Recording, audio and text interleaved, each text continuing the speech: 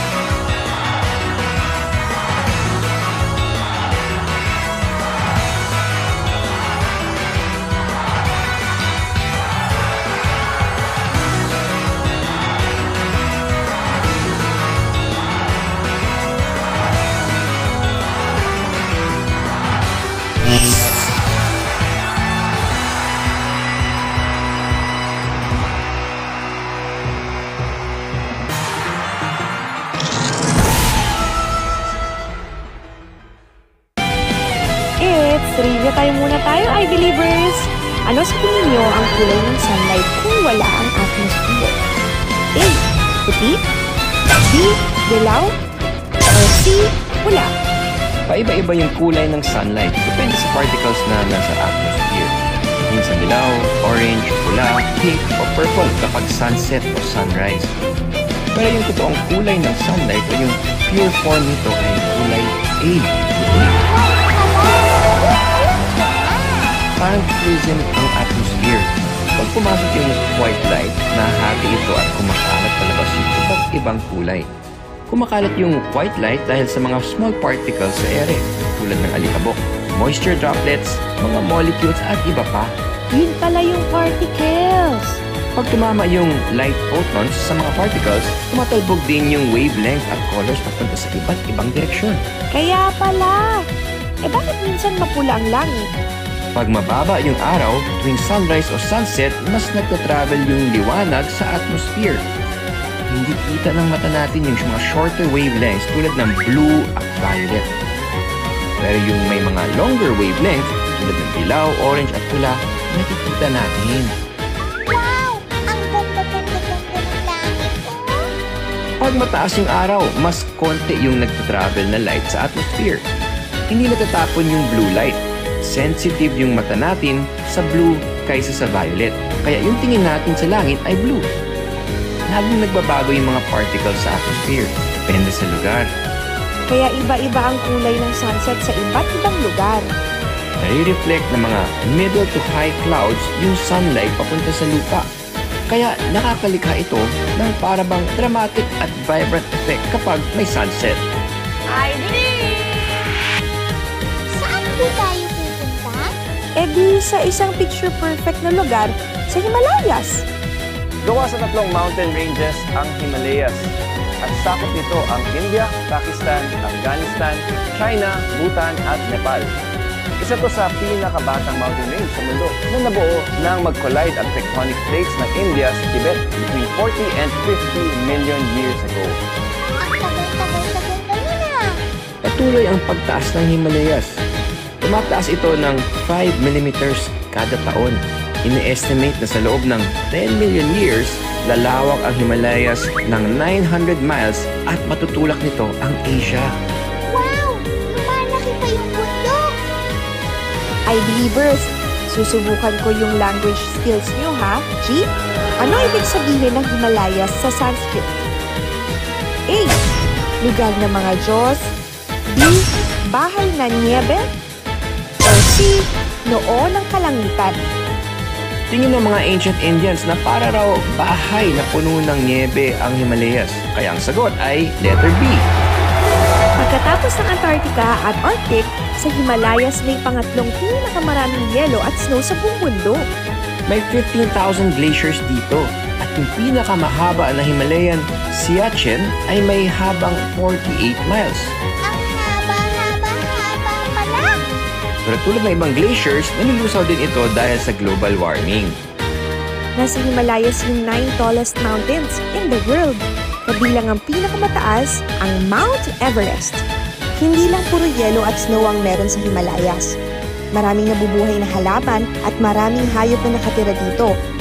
Kasi bukod sa may mga mala-Arctic na klima, may mga lugar ding tropical ang dating.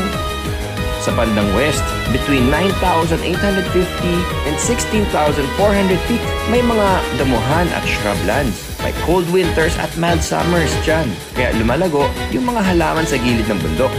May snow leopard, Himalayan tahr, musk deer, at mga paikas na parang daga ang nakatira dito.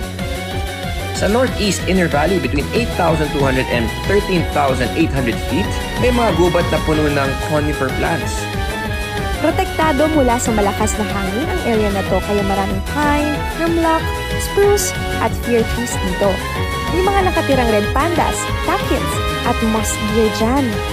May temperate, broadleaf at mixed forest naman sa mas mababang lugar na may elevation na 6,600 to 9,800 feet. Maulan dito kaya nabubuhay dito yung orchids, lichen, ferns, at pati mga oak trees at maple trees. Tropical at subtropical naman yung gubat doon sa pinakaibaba. Dito nakatira yung largest carnivore sa lugar, ang tigre. Pati yung mga dambuhalang herbivores tulad ng mga Asian elephant at mga rhinoceros. Napakaraming plants at wildlife sa Himalayas at dapat protektahan natin ito para makita pa ito ng next generation. I believe! Hindi kabilang sa endangered species ang mga flamingo. May 6 na species ng flamingos at makikita sila sa Caribbean, South America, Africa, Asia at ilang parte ng Europe. Around 2 million yung bilang ng most common species na lesser flamingo. While yung pinakakonti, ang Andean flamingos ay around 40,000 lang. Flamboyants ang tawag sa flock o grupo ng flamingos. Bagay na bagay, di ba? Kasi makulay yung mga balahibo nila. Daan-daang ibon ang meron sa isang flamboyance. Nakatira sila sa mga mabababaw na saltwater o brackish water. May ilang species nila ang nagbibreed doon sa mga maaalat na lawa. Kayang pasukin ng carbonated salts mula sa mga lawang yan ang human skin. Pero yung mga binti ng flamingos, hindi. Kasi matigas yung balat sa binti nila. Ang galing! Sabay-sabay sila. Ay, teka. May napansin po ako. Ba't ganun po yung binti ng flamingo? Parang baliktad yung tuhod nila. Hindi nila tuhod yung mukhang baliktad na yan, ha? Yan ang ankle joints nila. Pa-forward din yung pag-bend ng tuhod nila. Hindi lang natin napapansin kasi located yun malapit sa body nila at natatakpan ng balahibo. Sobrang haba pala ng mga toes ng flamingo. Tingnan nyo. Eh, ba't po nakataas yung isang paa ng flamingo kapag sila? Kasi mas kaunti yung muscle power na ginagamit nila at di sila masyadong napapagod kapag nakataas yung isang paa nila.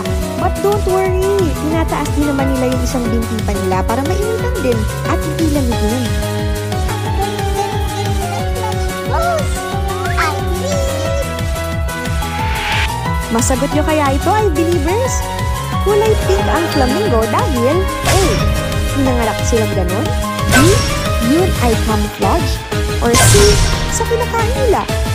Kulay puti o gray yung feathers at diretso yung beak o tuka ng mga baby flamingo. Over time, naging curved yung beak nila at nagiging makulay sila. Naturally, nag-curve yung beaks nila pero yung pink feathers nila ay dahil sa letter C, sa kinakain nila. Tama! Puno ng beta-carotene yung kinakain nilang algae at brine shrimp. Carotenoids yung nagpapa-orange sa carrot, nagpapapula sa kamatis at nagpapa-pink sa flamingo. Nilulubog at sinishake nila sa tubig yung ulo nila para ma-filter yung pagkain nila.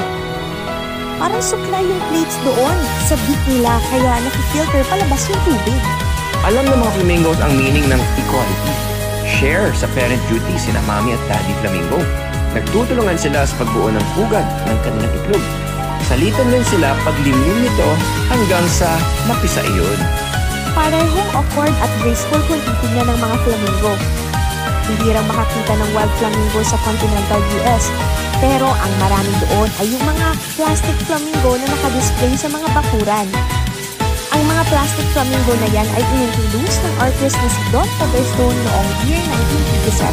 Hindi na trendy yung mga fake flamingos na yan, pero yung mga tunay na flamingos, going strong pa rin. From the Philippines, Aidelin Diaz. Great things start from small beginnings.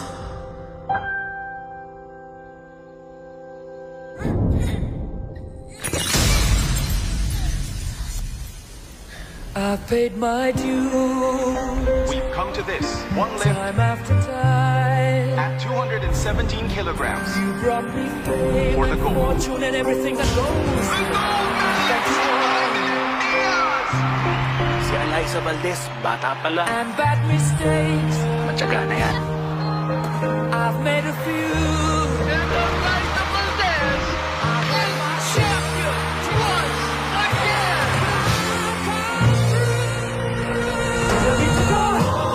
Richard has come a long way from tremendous.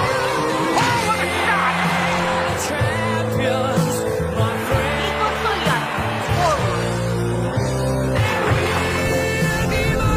Filipino swimmer Ernie Gawilan now holds the lead. Philippines breaks its own record.